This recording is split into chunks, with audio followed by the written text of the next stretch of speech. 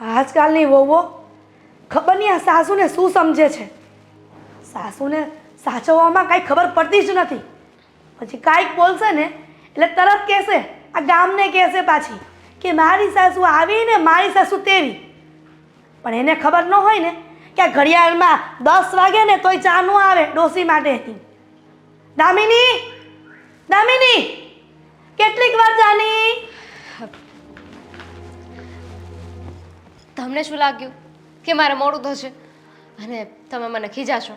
હાલે, ચા તૈયાર છે. તો બૂમ પાડીએ ત્યારે જ ચા આપવાની ખબર પડે છે. હું તમે બૂમ પાડીને ત્યારે ચા કાઢતી જ હતી અને લઈને આવતી જ હતી અને તમે બૂમ પાડી.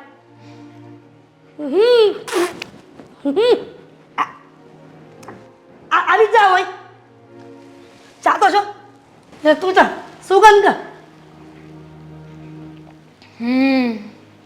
વાહ, કંઠ પ્રિય, અતિ અતિ ટેસ્ટી.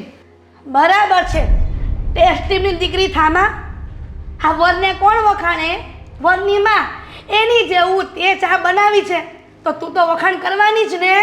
પણ મમ્મી, આ ચા છે ને તમે 10 ઘરમાં બતાવી જુઓ, ચખાડી જુઓ, અને કોઈ એમ કહે ને કે ચામાં 10% ફેર છે તો નામ બદલી નાખું હું મારું. વાહ દામિની વાહ. આ સારામાં સારી વહુનું જો એવોર્ડ આપવામાં આવે ને તો તને જ આપવામાં આવે. ખબર જ હતી મને કે મને જ મળશે. કેમ કે હું બધાનું ધ્યાન જ એટલું રાખું છું ને મમ્મી. વધારે પડતું ને કે ચા માંગે સાસુ તો ભંગાર જેવી ચા બનાવીને આપવાની. ભંગાર જેવી? હવે ભંગાર જેવી ચા નથી. અરે એટલી સારી ચા બનાવી છે. પણ આ કહેવાય છે ને કે જેને કમળો થઈ ગયો હોય ને એને બધું પીળું જ દેખાય. બરાબર. એટલે તું એવું કહેવા માંગે છે કે તારી સાસુને કમળો થઈ ગયો છે? મારા દીકરા ના આવા દે. કહું છું એને કે તારી વહુ આજકાલ મને જેમ ફાવે તેમ બોલવા માંડી છે. કેમ તમે મને નહીં પહોંચી વળો? પહોંચી તો વળું. તું શું ચીજ છો કે તને પહોંચી ન વળું? એટલે હું એમ કહું છું મમ્મી કે જે હોય એ આપણા વચ્ચે વાત રાખો ને. હવે એમના સુધી પહોંચવાની શું જરૂર છે? હવે આખો દિવસ એ કામ કરવા ગયા હોય, કામ કરીને રાત્રે પાછા આવે, થાકી ગયા હોય, માણસને શાંતિ જોતી હોય ને. બસ એ જ કહેવા માંગુ છું કે આખો દિવસ કામ કરીને આવ્યા હોય ને તો એને શાંતિ જોતી હોય. પણ તું શાંતિનો ભંગ કરવા માટે એક્સપર્ટ છો, માહેર છો. અરે વાત કરવાની વાત તો તમે કરી, મેં ક્યાં કહ્યું કે તમે એમને વાત કરો? એટલે તો કહું છું કે આખો દિવસ સખણી રહેતી હોય તો મારી સાથે કે મારે કમ્પ્લેન ન કરવી પડે મારા દીકરાને. તમને એટલી બધી એમની પડી હોય તો તમે એમને વાત જ શું કામ કરો? પ્રોબ્લેમ તો મને પણ છે ને. મેં એમને વાત કરી નહીં ને. તું શું કરતી હતી? તું મારી કમ્પ્લેન કરે ને તો એક ઘડીએ તને આ ઘરમાં ન રાખું. તને ખબર જ છે ને કે આ ઘરમાં કોનું ચાલે છે? હા, આ તો ખાલી કહેવાનું છે કે ફોર્માલિટી પૂરી કરવાની કે હું મારા દીકરાને કહી દઈશ. પણ મારા દીકરાનું પણ મારી પાસે નથી ચાલતું તો તું તો શું છો? સાચી વાત છે તમારી. હા, આજકાલની સાસુ હા તો ખાલી બોલાય છે કે એ જમાનો અલગ હતો જ્યાં સાસુ કે એમ વવે કરવું પડતું હતું. પણ આ વાતમાં કંઈ બદલાણું નથી. હજુ એનું એ જ છે, જેમ સાસુ નચાવે ને એમ વવે નાચવું પડે છે. બરાબર. એટલે તું એવું કહેવા માંગે છે કે હું જેમ નચાવું છું ને એમ તું નાચે છે. તને શું લાગે છે કે તું નાચે એવી છો? તારું મોઢું જ નથી કહેતું. અને આ ચા છે ને નાક ગટરમાં અને કોફી બનાવી આવ. હવે હા, કોઈ દિવસ કોફી પીધી નથી તમે અને હવે પીવી અત્યારે છે ને મારે અત્યારે. કીધું ને એટલું જ કર. ચા નથી પીવી, કોફી બનાવીને આવ ને. આ તારા પિયરમાંથી ક્યાં લાવવી પડે બધી વસ્તુ? પિયરમાંથી લાવવાની વાત નથી અને મેં બનાવી દેવાની ના પણ નથી પાડી. તો તે કીધું ને કે કોફી પીવા ના આવે. મેં તો કીધું નથી. બોલું? હા બોલ. મારે તમને ખાલી એટલું પૂછવું છે કે તમને પ્રોબ્લેમ શું છે? આ બધી વાતમાં તમને કંઈક ને કંઈક ખોચરાય હોય છે. ચા બનાવું તો એમાં વાંધો, જમવાનું બનાવું એમાં વાંધો, કામ કરું એમાં વાંધો. એટલે શું ગમે તે વસ્તુ ના કરું એ બધામાં કંઈક ને કંઈક ભૂલ દેખાય છે તમને. હોય ને તો દેખાય.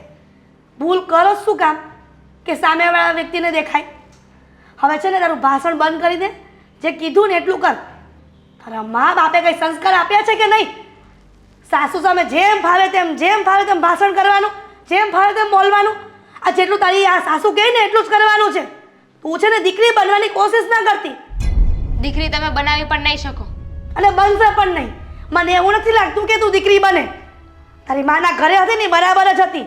કોણ જાણે હમણાં ગળામાં ગાડીઓ નાખી દીધો કે હચવાતી નહોતી ઘરમાં એટલે અમને સાચવવા આપી દીધી. તા આ તને કોઈ બીજા છોકરા મળતા જ નહોતા કે તારી માએ અહીંયા ઘરમાં પરણાવી? મારા ભાઈને છે ને હું ભારે નહોતી પડતી. અને ખબર છે ને તમને કે મમ્મી પપ્પા નથી, ફક્ત ભાઈ એક છે. તો પણ શું કામ મા બાપ ઉપર જાઉં છું? બરાબર છે. આમ પણ એ તો ભૂલી જ ગઈ કે તારો મા અને બાપ તો કેટલા વખતથી મરી ગયા છે એટલે મરી ગયા ને માસુડા આ મેલતા ગયા અહીંયા. કોફી પીવી છે ને, બનાવી આવું છું. જોયું? એની માનું ને બાપનું કીધું તો કેવું લાગી આવ્યું? આ એમ જ સીધી હાલે એમ છે. એક તો લેટ થાય છે ને ઉપરથી દામિની ચા ક્યારે આપે છે તું મને? કઈ ચા? નાખી દીધી મેં. નાખી દીધી? હા ક્યાં નાખી દીધી? હા, તમારી ચાને છે ને મારી બનાવેલી ચામાં વાંધા વચકા હતા એટલે એ ચા મેં નાખી દીધી. કોફી બનાવી છે, પીવી છે? તને ખબર છે ને કોફી મને નથી ભાવતી. હું કોફી નથી પીવાનો. અને ચા કઈ થયું? થયું? અરે કેવો ફાલતુનો સવાલ પૂછી લીધો ને. ઘરમાં થવા માટે કઈ બાકી રહી છે? આ જ્યારે જો ત્યારે બસ તમારા મમ્મીને મારી ખોચરાય જ કેમ કરવી હોય છે? બધી વાતમાં વાંધો વાંધો ને વાંધો. એમના સારા માટે કઈ કરું ને તો એ વાંધો કેમ હોય છે એમને? સમજ નથી પડતી કે મમ્મી આવું શું કામ કરતા હશે. તારી વાત સાચી છે, મમ્મી આવું ન કરવું જોઈએ. અને હું કહું છું ને કે મમ્મીને સાથે હું વાત કરીશ અને વાત કહીશ. કરશો? તમે વાત કરશો અને વાત કરીને શું કરશો? આ તમારા મમ્મી એક રાડ નાખશે તો બોલતી બંધ થઈ જશે ને તમારી?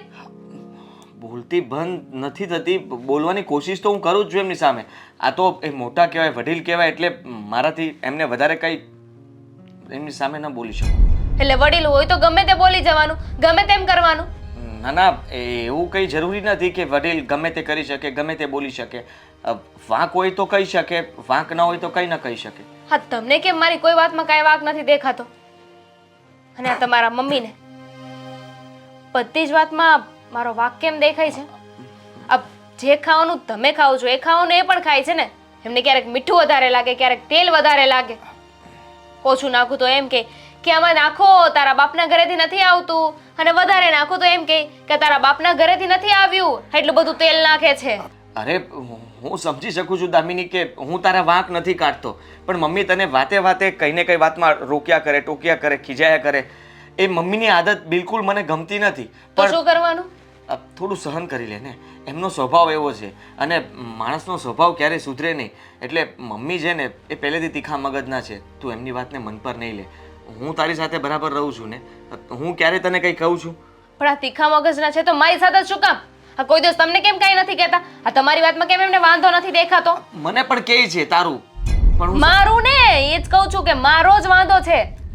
તારું પણ કહે છે ને મારું પણ કહે છે કે તું તો વહુનું કીધું જ કરે છે. આ મતલબમાં દામિની સિવાય તું બીજું કંઈ માનતો જ નથી. હવે તું જ વાત કર લે. હા, મેં તારી વાત ક્યારે માની હશે? અથવા તું મને કહે કે હું હંમેશા તું કે એમ જ કરતો હોય તો મમ્મી મને કંઈ કહે તો બરાબર છે, પણ ના, છતાંય મમ્મીની માટે તો એમ જ છે કે તારું જ ચાલે છે. અને તમારા મમ્મી? આ તમારા મમ્મી હર વખતે એક જ વાત સંભળાવે છે કે તારા મા બાપે તને કંઈ શીખવાડ્યું નથી. અને ઉપરથી આ કયા મુહૂર્તમાં તું પરણીને આવી હતી? મારા છોકરાને તું ગમી ગઈ. હા, ના ગમી હોત ને તો મારા છોકરા માટે બહુ સારી છોકરી ગોતીને લઈ આવત. હા, એક જ વાત કર્યા કરે છે. હવે મારાથી સારી તમને મળે એમ છે કઈ? જો તારાથી સારી મારે જોતી પણ નથી. તું છો એ મારા માટે બરાબર છો. અને સાચું કહું તો આપણા બંને વચ્ચે કંઈ છે જ નહીં, ઝઘડો થતો જ નથી. પણ હા, મમ્મી અને તારા વચ્ચે જે કંઈ પણ થાય છે ને એના લીધે હું પીસાઈ રહ્યો છું. મારે તો તારું પણ સાંભળવાનું, મમ્મીનું પણ સાંભળવાનું. અને હું તને પણ કંઈ નથી કહેતો, મમ્મીને પણ કંઈ નથી કહી શકતો.